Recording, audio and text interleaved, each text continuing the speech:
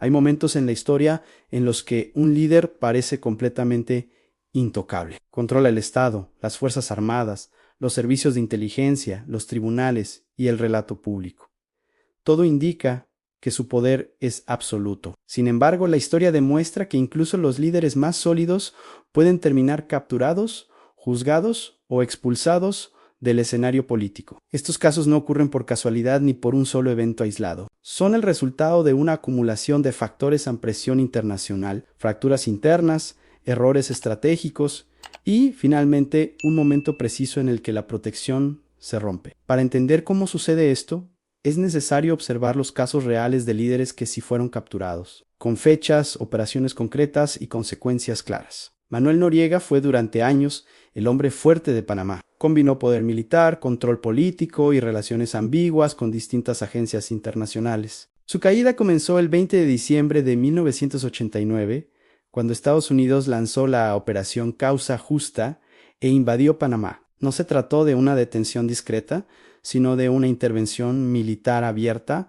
que destruyó la estructura que lo protegía. Tras varios días de combates, Noriega se refugió en la Nunciatura Apostólica en Ciudad de Panamá, donde permaneció aproximadamente 10 días. El 3 de enero de 1990 se rindió y fue trasladado a Estados Unidos. En 1992 fue condenado a 40 años de prisión por tráfico de drogas, lavado de dinero y crimen organizado. Su captura dejó una lección clara: cuando el poder territorial se pierde, incluso un líder dominante puede convertirse en un prisionero común. Saddam Hussein representa una caída aún más extrema. Tras la invasión de Irak en el año 2003, perdió el control del país y pasó meses ocultándose. Su captura ocurrió el 13 de diciembre de 2003 durante la Operación Amanecer Rojo, ejecutada por fuerzas estadounidenses. Fue localizado cerca de Tikrit, escondido en un refugio subterráneo, una imagen que simboliza la pérdida total de poder. A diferencia,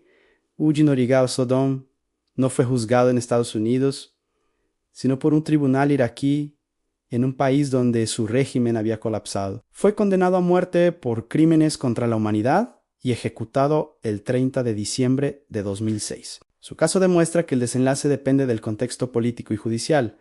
Un líder puede terminar en prisión o ejecutado según quien controle el proceso. Slobodan Milosevic muestra una ruta diferente. No fue capturado mediante una invasión extranjera directa, sino tras perder el poder interno. Su arresto ocurrió el 1 de abril de 2001 por autoridades serbias, bajo fuerte presión internacional. Posteriormente fue extraditado al Tribunal Penal Internacional para la ex Yugoslavia, donde enfrentó cargos por crímenes de guerra y crímenes contra la humanidad. Su juicio fue largo y complejo, pero murió en 2006 antes de que se dictara una sentencia final. Este caso revela que muchas capturas solo se vuelven posibles cuando el propio país deja de proteger al líder y decide entregarlo para ganar legitimidad internacional. Augusto Pinochet protagonizó uno de los arrestos más inesperados. No fue capturado en su país ni durante una guerra, sino en el extranjero. El 16 de octubre de 1998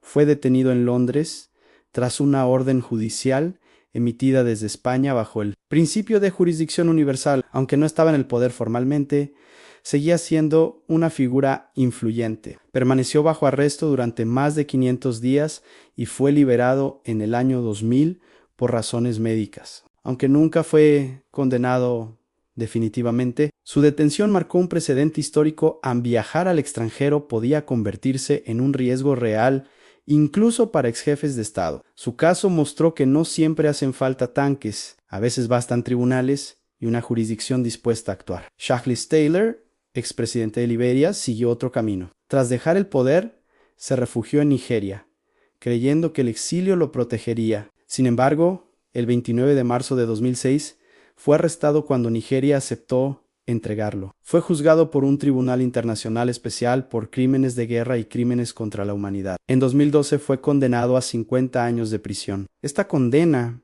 en la práctica, lo excluyó definitivamente de la vida política. Taylor demostró que el refugio político puede desaparecer de un momento a otro, y que la huida no siempre es el final, sino solo una pausa. Laurent Gbagbo, expresidente de Costa de Marfil, fue arrestado el 11 de abril de 2011 durante una crisis postelectoral que fracturó el país. Su captura se produjo en un contexto de enfrentamiento interno con apoyo externo a su rival político. Posteriormente fue trasladado a la Corte Penal Internacional, convirtiéndose en el primer ex jefe de Estado bajo custodia de esa institución. Sin embargo, en 2019 fue absuelto por falta de pruebas suficientes. Su caso demuestra que la captura no garantiza condena y que el juicio es una etapa distinta, donde el resultado depende de la solidez de la evidencia. Hissène Habré, expresidente de Chad, representa la justicia tardía. Derrocado en 1990, se refugió en Senegal y permaneció allí durante décadas. Con el tiempo se creó un mecanismo judicial especial para juzgarlo. En 2016 fue condenado a cadena perpetua por crímenes contra la humanidad y tortura, una sentencia confirmada en apelación en 2017. Su historia rompe el mito de que el tiempo borra los crímenes en algunos casos.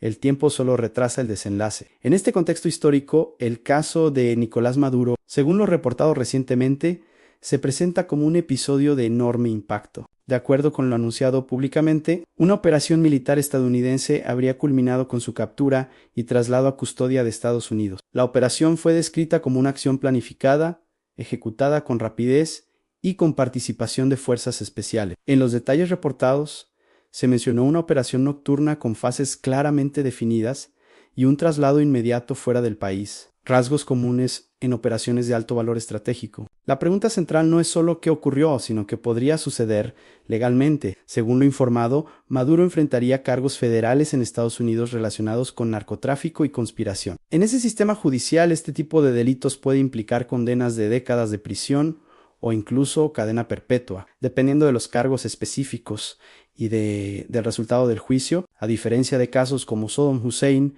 no se trataría de un tribunal local con pena de muerte, sino de un proceso federal con penas de prisión prolongadas. El paralelismo más cercano sería el de Noriega, aunque con una escala geopolítica mucho mayor. Lo que vuelve estos casos tan reveladores es el patrón común que comparten. La captura casi nunca es el inicio de la historia, sino el final de una cadena de errores, pérdidas y cambios de equilibrio. Noriega quedó aislado tras una invasión. Saddam perdió su estado. Milosevic perdió el respaldo interno. Pinochet se expuso al viajar. Taylor confió demasiado en su exilio. Gbagbo perdió la disputa interna. Habré creyó que el tiempo lo salvaría. En todos los casos, el momento decisivo llegó cuando la protección dejó de funcionar. El desenlace tampoco es uniforme. Algunos líderes terminan con largas condenas. Otros son ejecutados. Otros mueren antes de ser sentenciados. Otros son absueltos. Lo que sí cambia en todos es el símbolo. Cuando un líder cae, el mundo entiende que el poder absoluto es una ilusión frágil. Esa fragilidad no siempre es visible hasta que, en una fecha concreta y mediante una operación con nombre propio, el líder que parecía eterno se convierte en historia. Si te quedaste pensando, este canal es para ti. Suscríbete y acompáñanos a explorar ideas, historias y hechos que esconden más de lo que parece a simple vista. Comparte este video y vuelve mañana, porque la curiosidad nunca se agota.